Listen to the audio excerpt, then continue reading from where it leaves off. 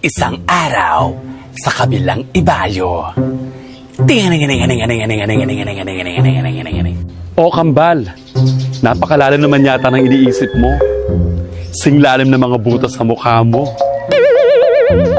Ito naman, namumblema na ngayong tao, aasarin pa. Lalaki na naman yan, no? Si Jiro yan, no? Bakit naman kasi sa dinami-dami pa ng mga lalaki, bakit siyang pipitsuging rider pa ang nakusunadahan mo? Marami ka naman lalaki na madali mo naman nakukuha. Tapos dyan pa sa may girlfriend na. Alam mo, kambal, hindi mo kasi naiintindihan eh. Paribhasa kasi, tomboy ka. Natcha-challenge ako sa isang ito eh. At habang tumatagal, mas lalo kong inaasam na mapasa akin siya. Hindi lang talaga ako sanay na nahihirapan ako dito. Samantalang lahat ng gugustuhin ko, nakukuha ko naman kaagad. Yun na nga eh. Ano ba naman kasi nakita mo sa delivery driver na yan at nahumaling ka ng bonggang-bongga? Wala naman. Pero nung una kasi, parang ang sarap lang bisitin ni Fairina. Pero habang tumatagal, nahuhulog na ang loob ko kay Jiro. Tulungan mo naman ako, kambal. Anong gagawin ko? Ano nga bang gagawin natin? O bakit, Roxy? Nagmamanman ka na naman? Padaan-daan ka na naman kunwari? Umayos ka, Prince.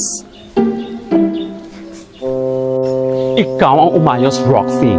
Namumuro ka na sa akin. Ano ka ba naman, kambal? Ikaw ang tinatanong ko. Bakit binabalik mo sa akin yung tanong? Wala akong maisip eh. Kainis ka naman? Wala kang kwenta, kakambal. Teka. Alam ko nang gagawin natin. May kakilala akong marunong manggayuma. Nung minsan kasi nagpasama sa akin yung kaibigan kong tomboy, kumuha siya ng gayuma. Gusto mo puntahan natin? Tama. Si Apong Rog. Tama. Kung hindi ko makuha sa pa-cute at pasuhol effect ko si Jiro, kukunin ko siya sa pagayuma effect ni Apong Rog.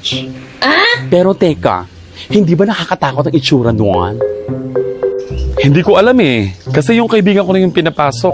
Hindi na ako pumasok. Pero kambal, pag pumunta tayo doon ha, samahan mo ko sa loob.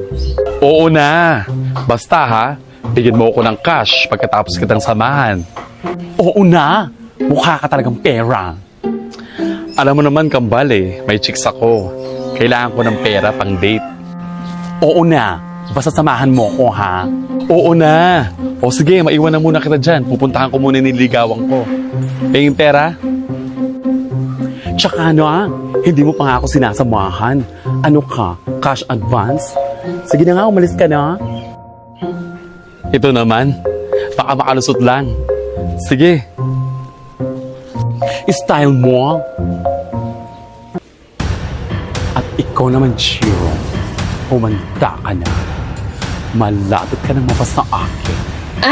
Gagawin ko ang lahat para mapunta ka sa akin. At ikaw naman, Fairina, malapit nang mawala sa buhay mo si Jiro.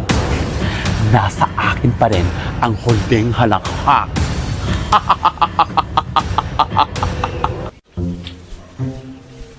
Hala mga kastariray, mukhang may masamang binabalak si Prince sa relasyon ni Fairina at Jiro. Abangan ang susunod na kabanata. Tinga.